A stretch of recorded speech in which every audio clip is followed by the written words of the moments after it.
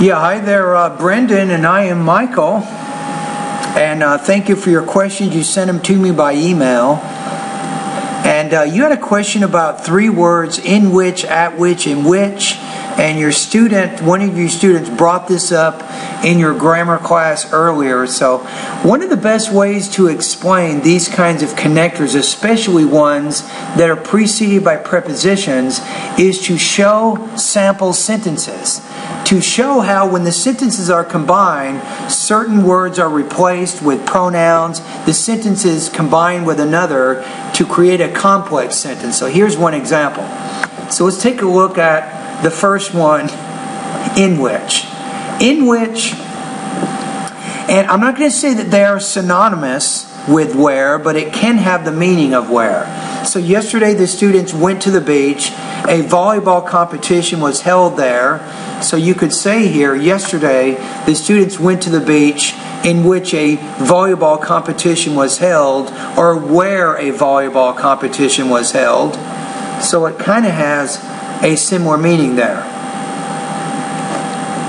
Now if you're using at which, typically you're using that again to mean where, but it's usually when you have a prepositional phrase using the word at. So this is where I would envision using at which. Yesterday, the students went to the beach. A volleyball competition was held at that beach. Because of this. Right there. So now we say yesterday,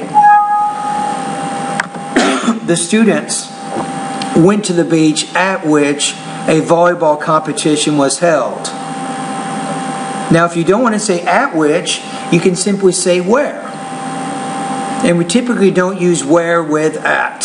So that's how I would envision seeing that one used. Now which, it's a relative clause pronoun which typically just replaces a noun, but a noun thing. So there's different ways, excuse me, different ways I can use this. I ran a 50-mile ultra run. That run was fatiguing. So here, I'm commenting on the whole idea. I ran a 50-mile ultra run, which was fatiguing. In this case, we consider this adjective clause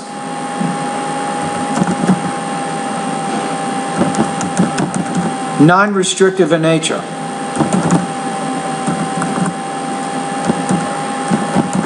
And what that means is you can get rid of the adjective clause and the meaning of the sentence is still intact. So the adjective clause here is adding additional ideas. So in non-restrictive clauses, we typically don't use that.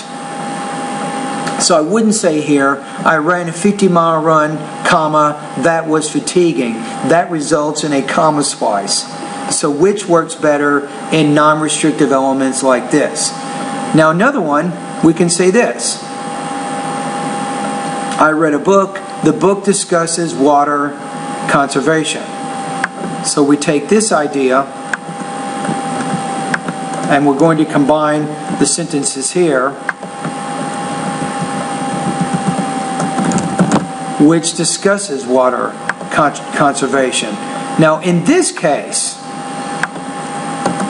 we consider this restrictive. Restrictive means the adjective clause is essential to the meaning of the word book. If I get rid of it and I just say I read the book, we still don't know which book we're talking about. So I do not put a comma after this particular word here, because by saying which discusses water conservation, we're using what's called a restrictive element. So I could say I read the book that discusses water conservation. I could easily interchange it with either that or which. So to conclude this video, in which has a similar meaning to where. At which also means where, and especially if you're combining two sentences and the one sentence says something like at that beach, and then you have beach as the last word in the previous sentence. When you combine those, you can use the word at which or where to communicate that same meaning. And obviously for our writing and speaking purposes, and for our English language program students, our students should be combining their sentences as they advance their English language abilities so that they speak and write at a more complex level. Alrighty?